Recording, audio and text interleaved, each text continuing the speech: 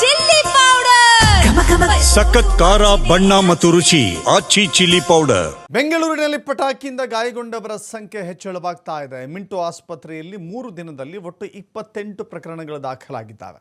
10 ಮಕ್ಕಳ ಕಣ್ಣಿಗೆ ಪಟಾಕಿಯಿಂದ ಗಾಯವಾಗಿದೆ. 10 ಮಕ್ಕಳಿಗೆ ಕಣ್ಣಿಗೆ ಗಾಯವಾಗಿದೆ. 18 ವರ್ಷ ಮೀರಿದಂಥ ಅಥವಾ 18 ವರ್ಷದ ವಯಸ್ಕರಿಗೆ ಪಟಾಕಿಯಿಂದ ಗಾಯವಾಗಿದೆ. 3 ಕಣ್ಣಿಗೆ ಈಗಾಗಲೇ ಶಸ್ತ್ರಚಿಕಿತ್ಸೆಯನ್ನು ನಡೆಸಲಾಗಿದೆ. ತಾವೇ ಹಚ್ಚಿದ ಪಟಾಕಿ ಸಿಡಿದು 11 ಮಂದಿಗೆ ಗಾಯವಾಗಿದ್ದರೆ ಬೇರೆಯವರು ಹಚ್ಚಿದ ಪಟಾಕಿಯಿಂದ 16 ಜನರಿಗೆ ಕಾಯವಾಗಿದೆ. ನೋಡಿ, ಅದೇನೋ ಹೇಳ್ತಾರಲ್ಲ, ಈ ಸಿಗರೆಟ್ ಸೇದುವಂಥವರು ಅಥವಾ ಧೂಮಪಾನ ಮಾಡುವಂಥವರ ಪಕ್ಕದಲ್ಲಿದ್ದರೆ ಅವರಿಗೆ ಪ್ಯಾಸಿವ್ ಸ್ಮೋಕರ್ಸ್ ಅಂತ ಕರೀತಾರೆ. ಸಿಗರೆಟ್ ಸೇದುವನಿಗೆ ಎಷ್ಟು ಹಾನಿಯಾಗುತ್ತೋ ಅದಕ್ಕಿಂತಲೂ ಹೆಚ್ಚು ಹಾನಿಯಾಗೋದು ಪಕ್ಕದಲ್ಲಿ ನಿಂತಿದ್ದಂಥ ಸಿಗರೆಟ್ ಸೇದದ ವ್ಯಕ್ತಿಗೆ. ಹಾಗೆ ಇಲ್ಲಿ ಪಟಾಕಿ ಹೊಡೆಯುವವರಿಗಿಂತ ಪಟಾಕಿ ಹೊಡೆಯುವರನ್ನು ನೋಡ್ತಾ ಇದ್ದಂಥವರಿಗೆ ಗಾಯವಾಗಿದೆ. ಪಟಾಕಿ ತಾವೇ ಹಚ್ಚಿದ ಪಟಾಕಿ 11 ಜನಕ್ಕೆ ಗಾಯವಾಗಿದ್ದರೆ ಬೇರೆಯವರು ಹಚ್ಚಿದ ಪಟಾಕಿಯಿಂದ 16 ಜನರಿಗೆ ಗಾಯವಾಗಿದೆ. ಸುರಕ್ಷತೆ ಅಂತ ಹೇಳ್ತೀವಿ, ಬಟ್ ಯಾರೂ ಕೂಡ ಅದನ್ನು ಪಾಲಿಸುವುದಿಲ್ಲ. BBMP ನಿಯಮ ಮಾಡಿದೆ, ರಾತ್ರಿ 8 ಗಂಟೆಯಿಂದ 10 ಗಂಟೆ ಒಳಗೆ ಮಾತ್ರ ಪಟಾಕಿಯನ್ನು ಸಿಡಿಸಬೇಕು ಅಂತ ಹೇಳಿ. ಆ ನಿಯಮ ಕೇವಲ ಕಾಟಾಚಾರಕ್ಕೆ ಮಾತ್ರ ಪಾಲಿಸಲಾಗ್ತಾ ಇದೆ. ರಾತ್ರಿ 12 ಆದರೂ, ರಾತ್ರಿ 1 ಗಂಟೆ ಆದರೂ ಕೂಡ ಪಟಾಕಿ ಹೊಡೆಯುವವರು, ಪಟಾಕಿ ಅಂಟಿಸುವವರು ಅಂಟಿಸ್ತಾನೆ ಇರ್ತಾರೆ. ಬೆಂಗಳೂರಿನಲ್ಲಿ ರೂಲ್ಸ್ಗಳಿಗೆ, ನಿಯಮಗಳಿಗೆ ಲೆಕ್ಕವೇ ಇಲ್ಲ. ರೂಲ್ಸ್ ಮಾಡ್ಕೊಂಡಿದ್ದಾರೆ BBMP ತಮ್ಮ ಪಾಡಿಗೆ ತಾವು ಅಷ್ಟೇ ಅಂತ ಹೇಳಿ ಒಂದು ಭಾಗ. ಮತ್ತೊಂದು ಭಾಗ, ತಮಗೆ ಸುರಕ್ಷತೆಯನ್ನು ವಹಿಸಿ ಅಂತ ಹೇಳಿ ಪೋಷಕರಿಗೆ ಹಾಗೂ ಮಕ್ಕಳಿಗೆ ಅನೇಕ ಬಾರಿ ಹೇಳಿದರೂ ಕೂಡ ಅದು ಫಲಪ್ರದವಾಗುವುದಿಲ್ಲ, ಆಗಿಲ್ಲ. ಯಾಕಂತ ಹೇಳಿದ್ರೆ ಪ್ರತಿ ವರ್ಷವೂ ಕೂಡ ದೀಪಾವಳಿಯ ದಿನ ಇಂತಿಷ್ಟು ಜನ ಅಂಥೇಳಿ ಕಣ್ಣು ಕಳೆದುಕೊಳ್ತಾರೆ. ದೀಪಾವಳಿ ಬೆಳಕಿನ ಹಬ್ಬ, ದೀಪಾವಳಿ ಕಂದಾಚಾರವನ್ನು ದೂರ ಮಾಡುವ ಹಬ್ಬ, ಅಂಧಕಾರವನ್ನು ದೂರ ಮಾಡುವ ಹಬ್ಬ ಅಂತ ಹೇಳ್ತಾರೆ. ಕತ್ತಲೆ ಕಡಿದು ಬೆಳಕಿನಂತ ಹೋಗುವಂಥ ಹಬ್ಬ ಅಂತಾರೆ. ಆದರೆ ದುರಂತ ಅಂದರೆ ಪ್ರತಿ ವರ್ಷ ದೀಪಾವಳಿ ನಮ್ಮ ಭಾರತದಲ್ಲಿ ಅನೇಕರು ಬೆಳಕಿನಿಂದ ಕತ್ತಲಿಗೆ ಹೋಗ್ತಾರೆ. ಯಾಕೆಂದರೆ ಕಣ್ಣುಗಳನ್ನು ಕಳೆದುಕೊಳ್ತಾರೆ, ದೃಷ್ಟಿ ಕಳೆದುಕೊಳ್ತಾರೆ, ಜೀವನ ಪರ್ಯಂತಲೂ ಕೂಡ ಅಂಧಕಾರದಲ್ಲಿ ಮುಳುಗಿ ಹೋಗ್ತಾರೆ. ಇಂಥ ಅನೇಕ ಸಂಘಟನೆಗಳು, ಅನೇಕ ಸಂಗತಿಗಳು ಪ್ರತಿ ವರ್ಷವೂ ಕೂಡ ಬೆಳಕಿಗೆ ಬರುತ್ತೆ. ಆ ಪ್ರತಿ ವರ್ಷವೂ ಕೂಡ ಆಗ ಮಾತ್ರ ಯಾರಿಗೆ ನೋವಾಗಿರುತ್ತೋ ಅವರು ಮಾತ್ರ ಅದರಿಂದ ಪರಿತಪ್ಪಿಸ್ತಾ ಇರ್ತಾರೆ. ಬಟ್ ಅನೇಕರು ಕೂಡ ಅವರಿಗೆ ಕಣ್ಣು ಕಳ್ಕೊಂಡಿದ್ದಾರೆ ಅಂದರೆ ನಮ್ಮ ಕಣ್ಣು ಯಾಕೆ ಹೋಗುತ್ತೆ, ಏನೂ ಆಗೋದಿಲ್ಲ ಅನ್ನೋ ಕೆಲವು ಭಂಡತನದ ಪ್ರಯೋಗ ಕೂಡ ಆಗುತ್ತೆ.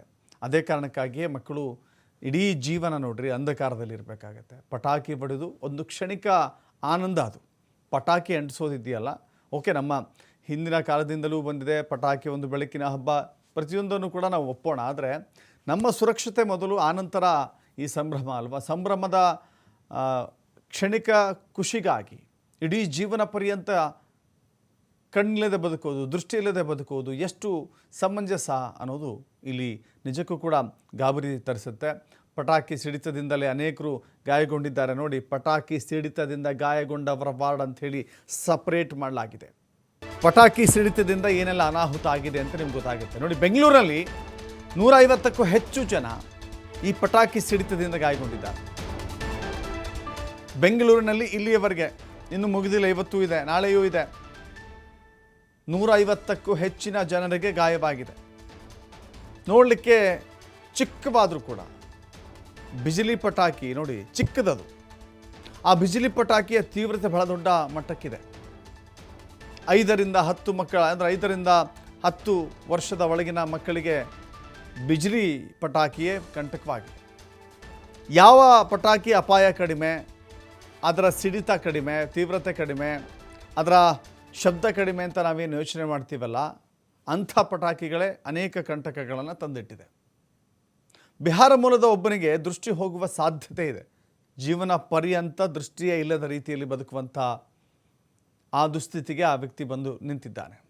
ಇನ್ನು ಲಕ್ಷ್ಮೀ ಪಟಾಕಿ ಮತ್ತು ಬಾಂಬ್ ಇದೆಯಲ್ಲ, ಅಂದರೆ ಆಟೋಮ್ ಬಾಂಬ್ ಅಂತ ನಾವು ಕರಿತೀವಿ, ಗ್ರೀನ್ ಕಲರ್. ಆ ಲಕ್ಷ್ಮೀ ಪಟಾಕಿ ಮತ್ತು ಬಾಂಬ್ ಸಿಡಿದು ಇತರರಿಗೆ ಗಾಯವಾಗಿದ್ದಾವೆ. ಅದೇನಪ್ಪ, ಜಾಸ್ತಿ ಸೌಂಡ್ ಬಂದರೆ, ಜಾಸ್ತಿ ಡಮಾರ್ ಅಂತ ಸೌಂಡ್ ಬಂದರೆ ನಾವು ಅದ್ಧೂರಿಯಾಗಿ ದೀಪಾವಳಿಯನ್ನು ಸೆಲೆಬ್ರೇಟ್ ಮಾಡ್ತೀವಿ ಎನ್ನುವ ಕೆಲ ನಂಬಿಕೆಯಲ್ಲಿ ಕೆಲವರು ಇರ್ತಾರೆ. ಅಥವಾ ಕೆಲವರು ಏನು ಮಾಡ್ತಾರೆ, ಅಕ್ಕಪಕ್ಕದ ಮನೆಯವರಿಗಿಂತ ನಾವೇ ಜಾಸ್ತಿ ಪಟಾಕಿಯನ್ನು ಉರಿಸ್ತಾ ಇದ್ದೀವಿ, ಪಟಾಕಿಯನ್ನು ಹೊಡಿತಾ ಇದ್ದೀವಿ ಅಂಥೇಳಿ ಕೆಲವರು ಪ್ರತಿಷ್ಠೆಗಾಗಿ ಹೊಡಿತಾರೆ. ಆ ಪ್ರತಿಷ್ಠೆ, ಅವರ ಸಂಭ್ರಮ ಇದೆಯಲ್ಲ, ಇಂಥ ಇಡೀ ಜೀವನ ಪರ್ಯಂತಲೂ ಕೂಡ ನೋವು ಪಡುವಂಥ, ದುಃಖ ಪಡುವಂಥ, ಬೆಳಕಿನಿಂದ ಕತ್ತಲೆ ಕಡೆ ಹೋಗುವಂಥ ಸನ್ನಿವೇಶ ಆಗಬಾರ್ದು. ಮತ್ತಷ್ಟು ಮಾಹಿತಿ ನಮ್ಮ ಪ್ರತಿನಿಧಿ ಗಣೇಶ್ ನೀಡ್ತಾರೆ. ಗಣೇಶ್, ಗಮನಿಸ್ತಾ ಇದ್ದೀವಿ ಪ್ರತಿನಿತ್ಯವೂ ಕೂಡ ಈ ದೀಪಾವಳಿ ಆ ಸಂಖ್ಯೆ ಜಾಸ್ತಿ ಆಗ್ತಾ ಹೋಗ್ತಾ ಇದೆ. ಅನೇಕ ರೀತಿ ಅರಿವು ಮೂಡಿಸಿದ್ರು ಕೂಡ ಅದು ಸಾಧ್ಯವಾಗೋದಿಲ್ಲ. ಯಾವಾಗಲೂ ಕೂಡ ಅಷ್ಟೇ, ಆ ಮನೆ, ಆ ಬೆಂಕಿ ನಮ್ಮ ಮನೆಗೆ ಯಾವಾಗ ತಾಗುತ್ತೋ ಆವಾಗ ಮಾತ್ರ ಎಚ್ಚರಿಕೆ ಆಗುತ್ತೆ.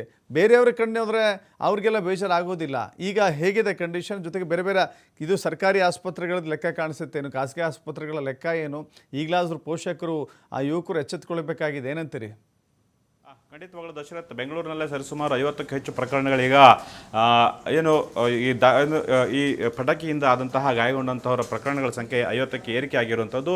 ಸಹಜವಾಗಿ ಮಿಂಟು ಆಸ್ಪತ್ರೆಯಲ್ಲೇ 27 ಪ್ರಕರಣಗಳ ಸಂಖ್ಯೆ ಏರಿಕೆ ಆಗಿದೆ. ಕಳೆದ 3 ದಿನಗಳಲ್ಲಿ 28 ಪ್ರಕರಣಗಳು ಕೇವಲ ಮಿಂಟು ಆಸ್ಪತ್ರೆಯಲ್ಲಿ ಕೂಡ ಆಗಿರುವಂಥದ್ದು. ಸಹಜವಾಗಿ ಈಗ ಇವತ್ತಿನ ಒಂದು ಕರುಣಾಜನಕದ ಒಂದು ಪ್ರಕರಣ ಅಂತಂದರೆ 10 ವರ್ಷದ ಒಳಗಿನ ಮಕ್ಕಳಲ್ಲಿ ಸಾಕಷ್ಟು ಗಾಯಗೊಂಡವರು ಕಾಣಿಸ್ಕೊಳ್ತಾ ಇರುವಂಥದ್ದು. ಅದರಲ್ಲೂ ಕೂಡ ಚಿಕ್ಕಬಳ್ಳಾಪುರದ ಒಂದು ಹೆಣ್ಣು ಮಗುವಿಗೆ ಈಗಾಗಲೇ ಕಣ್ಣಿನ ಗುಡ್ಡೆ ಓಪನ್ ಆಗಿರುವಂಥದ್ದು. ಆ ಒಂದು ಯಾರೋ ಪಟಾಕಿ ಹೊಡಿತಾ ಇರೋದನ್ನ ಇವರು ನೋಡಿದಂಥ ಸಂದರ್ಭದಲ್ಲಿ ಆ ಒಂದು ಸಿಡಿಮದ್ದಿನ ಕಲ್ಲು ಕಣ್ಣಿಗೆ ಬಂದು ತಾಗಿರುವಂಥ ಹಿನ್ನೆಲೆಯಲ್ಲಿ ಈಗ ಶಾಶ್ವತ ಅಂತಹ ಕತ್ತಲಿಗೆ ಆ ಮಗು ಹೋಗಿದೆ ಅನ್ನುವಂಥದ್ದು, ಕಣ್ಣು ಕಳೆದುಕೊಂಡಿರುವಂತಹ ಒಂದಿಷ್ಟು ಸಂಗತಿಗಳೀಗ ಬೆಳಕಿಗೆ ಬರ್ತಾ ಇರುವಂಥದ್ದು. ಒಟ್ಟಾರೆ ಏನಂತಂದರೆ ಸಹಜವಾಗಿ ಜನರಲ್ಲಿ ಸಾಕಷ್ಟು ಅವೇರ್ನೆಸ್ ಇನ್ನೂ ಕೂಡ ಬರಬೇಕಾಗಿರುವಂಥದ್ದು. ಹಾಗೆಯೇ ಇಲ್ಲಿನ ಒಂದು ಪಟಾಕಿಯ ಒಂದು ಹೊಡೆಯುವಂಥ ಸಂದರ್ಭದಲ್ಲಿ ಆದಂತಹ ಅವಘಡಗಳ ಸಂಖ್ಯೆನ ನಾವು ನೋಡ್ತಾ ಇದ್ರು ಕೂಡ ಪ್ರತಿ ವರ್ಷವೂ ಕೂಡ ಇನ್ಕ್ರೀಸ್ ಆದರೂ ಕೂಡ ಸಾಮಾನ್ಯ ಜನರಲ್ಲಿ, ಅದರಲ್ಲೂ ಕೂಡ ಮಕ್ಕಳಲ್ಲಿ ಮತ್ತಷ್ಟು ಎಚ್ಚರಿಕೆಗಳು ಬರಬೇಕು, ಜಾಗ್ರತೆಗಳು ಕೂಡ ಆಗಬೇಕಾಗುವಂಥದ್ದು ಅನಿವಾರ್ಯ ಅಂತ ಕಾಣಿಸುತ್ತೆ. ಈಗಾಗಲೇ ಸರ್ಕಾರ ಕೂಡ ಹಲವು ನಿಟ್ಟಿನಲ್ಲಿ ಸೂಚನೆಗಳು ನೀಡ್ತಾ ಇದೆ. ಏಕೆಂದರೆ ಈ ಥರ ಒಂದು ಪಟಾಕಿಯನ್ನು ಹೊಡೆಯೋದಂಥ ಸಂದರ್ಭದಲ್ಲಿ, ಅದರಲ್ಲೂ ಕೂಡ ದೀಪಾವಳಿಯ ಹಬ್ಬದ ಆಚರಣೆ ಸಂದರ್ಭದಲ್ಲಿ ಪಟಾಕಿಯನ್ನು ಹೊಡಿತಾರೆ, ಅದರಿಂದ ಒಂದು ಪರಿಸರ ಮಾಲಿನ್ಯ ಕೂಡ ಆಗುವಂಥದ್ದು. ಕಳೆದ 3 ದಿನಗಳಲ್ಲಿ ಬೆಂಗಳೂರಿನಲ್ಲೇ ಕೂಡ ಸಾಕಷ್ಟು ಮಾಲಿನ್ಯ ಆಗಿದೆ. ಮಾಲಿನ್ಯ ಪ್ರಮಾಣ 13-14% ಏರಿಕೆ ಆಗಿದೆ ಅನ್ನುವಂತಹ ಆತಂಕ ಈಗ ಮಾಲಿನ್ಯ ಮಂಡಳಿಯಿಂದಲೂ ಕೂಡ ಬರ್ತಾ ಇರುವಂಥದ್ದು. ಈ ಎಲ್ಲ ರೀತಿಯ ಸಂಗತಿಗಳಿದ್ದರೂ ಕೂಡ, ಕಟ್ಟುನಿಟ್ಟಿನ ಕ್ರಮಗಳಿದ್ರೂ ಕೂಡ ಜೊತೆಗೆ ಹಸಿರು ಪಟಾಕಿಗಳನ್ನು ಸಾಕಷ್ಟು ಹಚ್ಚಬೇಕು, ಹೊಡಿಬೇಕು ಅನ್ನುವಂತಹ ಒಂದಿಷ್ಟು ಸೂಚನೆಗಳಿದ್ರೂ ಕೂಡ ಅದರ ಪಾಲನೆ ಎಲ್ಲೂ ಕೂಡ ಈಗ ಸಾರ್ವಜನಿಕರಲ್ಲಿ ಆಗ್ತಾ ಇಲ್ಲ ಅನ್ನುವಂಥದ್ದೇ ಒಂದು ರೀತಿಯಲ್ಲಿ ನೋವಿನ ಸಂಗತಿನೇ ಅಂತಲೇ ಹೇಳ್ಬೋದು. ದಶರಥ್, ಥ್ಯಾಂಕ್ ಯು ಗಣೇಶ್, ನಿಮ್ಮೆಲ್ಲ ಮಾಹಿತಿಗೆ.